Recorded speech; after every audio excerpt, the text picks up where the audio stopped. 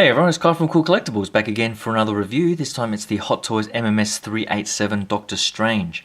And this release with everything that you get from the accessories, the head sculpt, the costuming, the backdrop, even the box design have pretty much confirmed for me that Hot Toys really is the top of the 1/6 scale game. If you follow their Facebook page, every photo release or announcement comes with a huge number of complaints from collectors that really don't make too much sense to me. I can never get my head around it, but with this particular release, I don't have too many complaints at all. Maybe a couple of nitpicks here and there, but this is by far my favourite Hot Toys release for this year. Even the box design, you can tell that they've sort of put a lot of thought into the way they want to package and market this figure.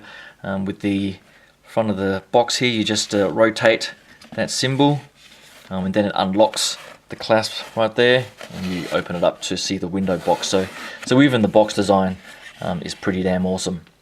With the accessories and what you get with the figure, it's pretty much as close as you're going to get to their old DX figures in this standard MMS range. I love the backdrop here. This time they've included it with really nice quality cardboard that's similar to the quality of their old DX figure backdrops.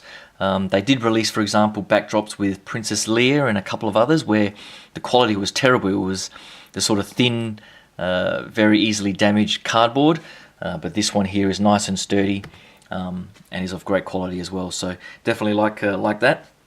What I don't particularly like is these dynamic stands. I guess they give them for a reason, so you can pose figures up in the air and so on, but they simply take up too much space, and I would prefer if they also included a standard oval black base that they used to. But overall, as you can see, it's got the nice base and the pole and clamp here for the figure. But I'll get all of that out of the way and give you guys a closer look at the accessories. Alright, first up with the accessories, you get these mandalas of light with these orange versions with the fighting shield, and then you get the smaller green versions for the time bending, time manipulation type sequences. So you get 3 of those.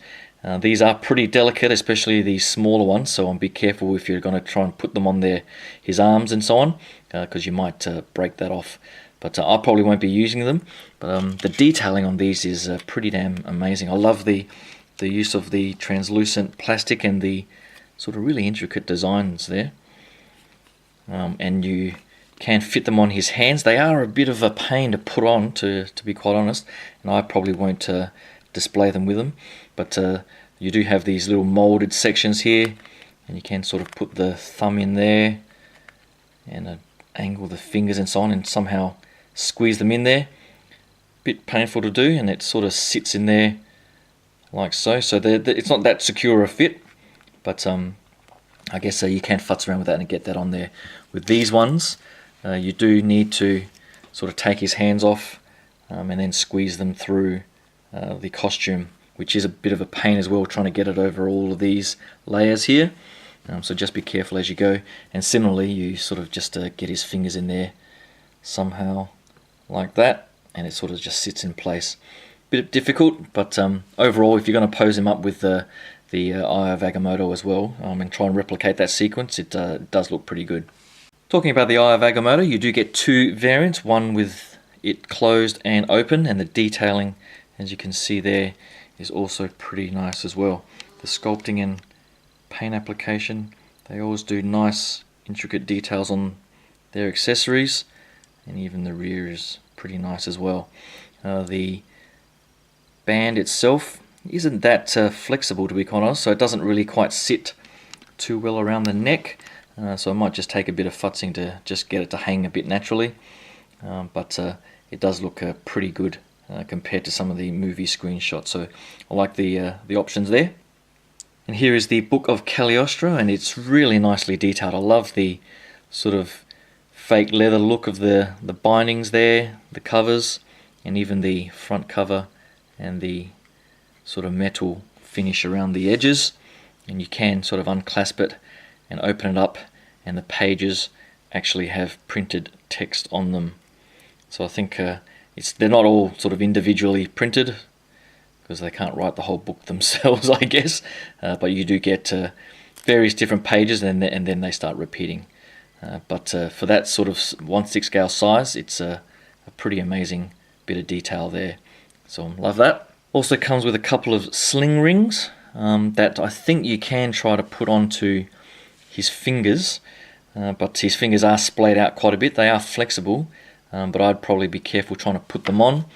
I'm not sure if you're meant to be putting them on which hands, but I think for some of them you can sort of get the fingers in there, but the instructions do say to put them on various parts of his body. So I think one of them goes on this ring here, so you just sort of clasp it in there like so, and then this one here, I think you're meant to, for movie accuracy, get it to sling around this little piece of fabric string here, which may be a bit difficult to do. I'm not sure if I'm going to bother doing it, but going by the pictures, you can sort of just hook it in there like that. As always, Hot Toys gives you an array of hands, and this time the hands are really nicely molded. You can see the scar detailing on each of the hands, as you can see there from all the surgery. You see them running up his fingers and so on, so nicely painted and nicely detailed there. You get a whole bunch of sort of magic conjuring type hands and action poses and so on, so he does have a lot of pose ability and options for your display. And definitely the most intricate and my favorite of the accessories is the Cloak of Levitation. This is beautifully tailored. Now Hot Toys doesn't always do tailoring of capes and the use of their materials as well as they could, but this is probably one example where they have done a fantastic job. There's a whole bunch of different materials to replicate the sort of texture of the movie, so you get a bit of different texture here and here, and the sort of sewing and the tailoring is really nice. You do get a wire on both ends to sort of get it to lay a little bit more naturally, and these two bits at the front here have the magnets that essentially clasp around here. It is a bit of a pain to sort of adjust, but once you get it on there, I don't have the head sculpt on just yet because it's just easier for me to muck around with it now. But you pretty much just to do that, and the magnets sort of stick on properly, and then it's just up to getting it straight and futzing it around with the head sculpt on there to get it to look like that iconic Doctor Strange character. But I'll get onto the head sculpt as well. Alright, so here's the close-up of the head sculpt, and I have to say this is probably one of their best that they've done for at least this year. They have been a bit hit and miss on some of them. There's never any issue with realism, but the likeness is sometimes not quite there. But for this one, for Benedict Cumberbatch, I think they've done an amazing job.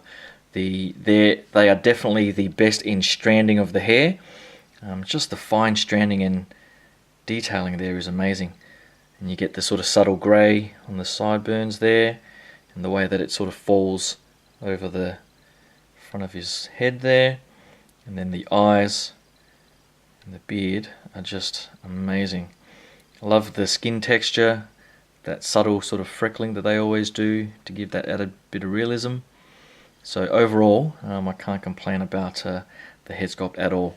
It's pretty easy to get off. They do have a bit of paper wrapped around there just to prevent any paint bleed or the colour bleed from the neck of the costume. So you pretty much just, sorry about the focusing there. So you pretty much just jam it back in there and just make sure all of the costuming is around the neck. But once it's on there, it does look pretty good. Alright, in adjusting the figure, I ended up taking that belt off anyway because my OCD hated the way the suit, the costume wasn't centered in the middle, and I still can't get it quite centered the way I like, but it was an improvement. But this belt here, I'm not going to take that press stud off underneath there. There is another press stud here that holds these outer pieces onto the belt itself, which I'm not going to bother taking off.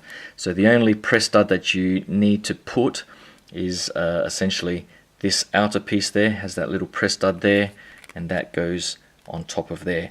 Now that one here does look like it's more sturdy. It's still plastic, but it's a bit bigger than their usual one.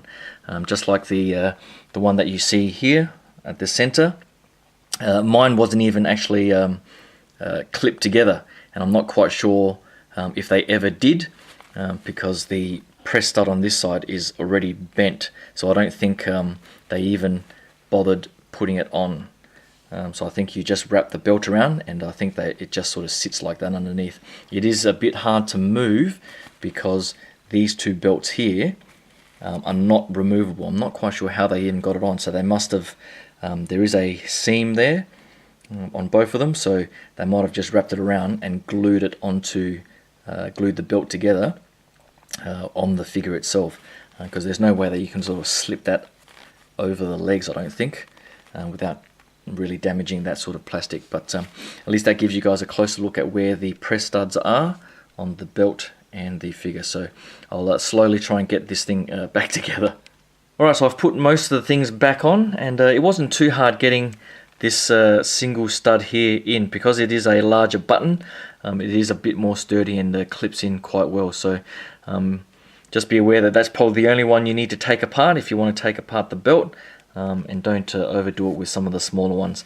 And I haven't bothered trying to put that stud back in the middle, and it does look like it's pretty centered anyway, apart from that inner shirt, which is the best as I'm going to be able to do. But the costume itself, as you can see, is beautifully layered and tailored. I love all the different textures on there. It's got the pleats at the front, pleats on the side here. It's got the inner tunic, which is the darker blue, which is sort of like a khaki type material.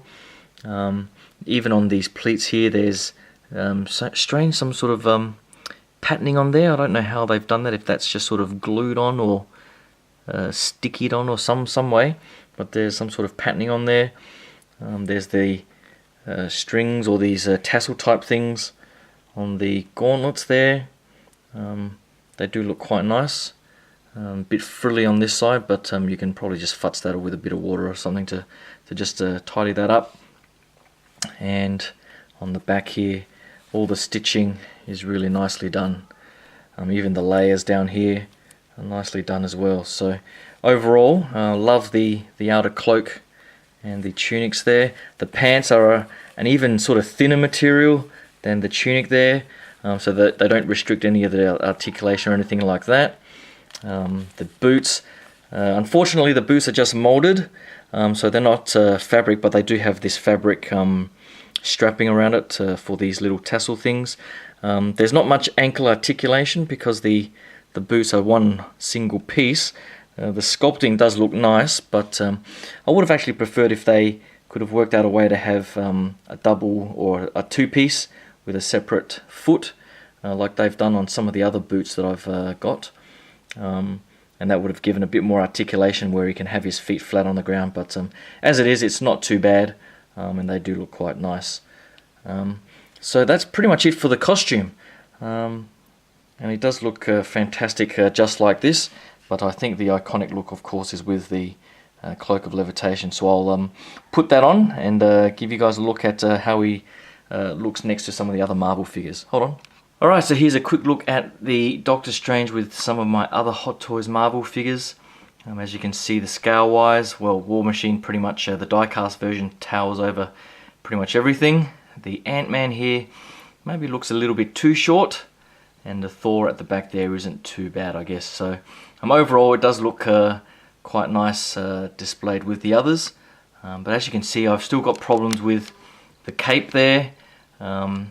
I can't quite get those two pieces to either be parallel, pointing straight down, or pointing inwards. It seems like they're pointing off to the side, but there's not much more I can do about that without tearing my hair out. But posed up like that, he does look pretty nice. So that's pretty much how I'm going to have him. Nothing too dramatic or particularly good, to be honest, but there are plenty of great posers out there who have done some amazing photos over on the Sideshow Freaks and on 1/6 Republic as well, so I'm definitely check out those photos. But that's pretty much it for the Hot Toys Doctor Strange. Hopefully you can click that like and subscribe button if you made it this far. I do have the Sideshow Han Solo and Carbonite coming up as my next 1/6 scale figure review, and hopefully Blitzway release their Ghostbusters soon to the wider public. So hopefully you can stick around for those reviews coming up. Thanks again, and I'll talk to you guys soon. Cheers. Bye.